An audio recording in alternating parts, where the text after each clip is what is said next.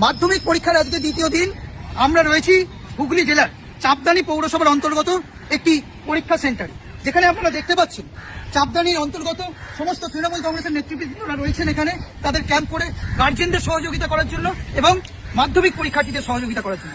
গতকাল এই স্থানে এবং বিভিন্ন এই চাপদানি বিধানসভা সহ হুগলি জেলার বিভিন্ন স্থানে বিভিন্ন বিধায়করা এসেছিলেন। আমাদের এইখানে অরিন্দম মৈন এসেছিলেন, কিছুক্ষণ আগে সুরেশ মিশ্র এই চাপদানি পৌরসভার পৌর প্রধান এসেছিলেন। আমরা দেখতে পাচ্ছি শহর চাপদানির তৃণমূল কংগ্রেসের সভাপতি, যুব সভাপতি সহ পৌর সদস্য সহ একাধিক তৃণমূল কংগ্রেস নেতৃবৃন্দকে। আর অপরদিকে দেখতে পাচ্ছি দেখুন এনাদের ছেলেমেয়েরা এসছে পরীক্ষা দিতে, এনাদেরকে সুন্দরভাবে বসার জায়গা করেছে তৃণমূল কংগ্রেস।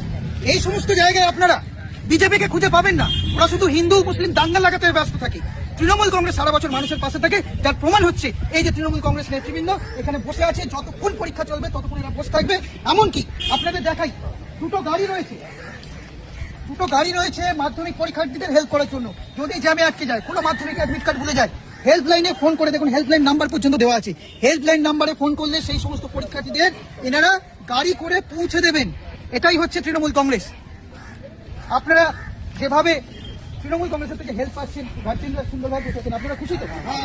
দেখুন, খুব ভালো করে দেখুন, আপনাদের ভবিষ্যতের কথা ভেবে, আপনাদের ছাত্রছাত্রীদের ভবিষ্যতের কথা ভেবে, আপনাদের বাড়ির ছেলেমেয়েদের ভবিষ্যতের কথা ভেবে তৃণমূল কংগ্রেস যেমন সারা বছর মানুষের পাশে থাকে। মমতা বন্দ্যোপাধ্যায় সরকার, আমাদের রাজ্যের মুখ্যমন্ত্রী মমতা বন্দ্যোপাধ্যায়, সেই সরকার এই শিক্ষার্থীদের জন্য মাধ্যমিক পরীক্ষা হয়ে গেলে ট্যাব বা স্মার্টফোনের ব্যবস্থা করেছে, যাতে ডিজিটাল শিক্ষা প্রসার হয়।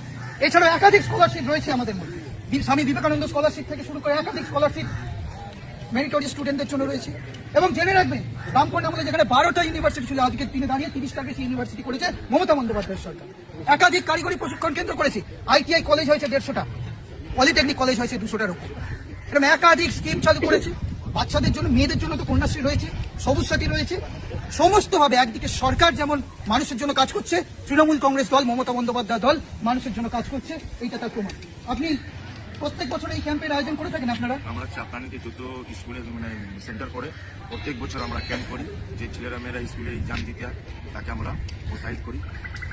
আপনি যুব সভাপতি, আপনি পৌর সদস্য, আপনারা সারা বছর ধরে বিভিন্ন কাজ করেন আমরা দেখেছি। মাধ্যমিক পরীক্ষা চলছে, আবার উচ্চ মাধ্যমিক পরীক্ষাতেও আপনারা ক্যাম্প করবেন। সারা বছর দেখুন কিভাবে মানুষের পাশে থাকে তৃণমূল কংগ্রেস। একদিকে সরকার, একদিকে দল। শিক্ষাক্ষেত্রে এগিয়ে বাংলা, তাই যতই করে হামলা আবার জিতবে বাংলা।